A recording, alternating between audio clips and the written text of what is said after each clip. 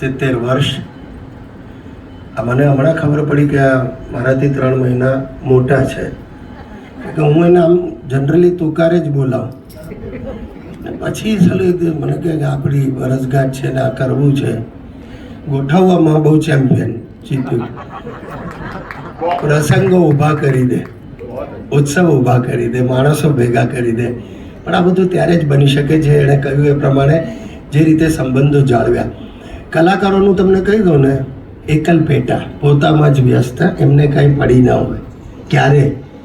અને તેમ છતાં આ માણસ જો આટલા છાતી ઠોકીને કહેતો હોય કે મારે આટલા લોકો સાથે આટલા ઘનિષ્ઠ સંબંધો છે, તો એનું પૃથ્થકરણ કરો તો શું કે એનામાં એવું કંઈક છે કે કલાકારોએ પોતાનું એકલ પેટાપણું પોતાનું એ છોડી અને આ માણસને પ્રેમને લાગણીઓને સ્વીકારવી પડી.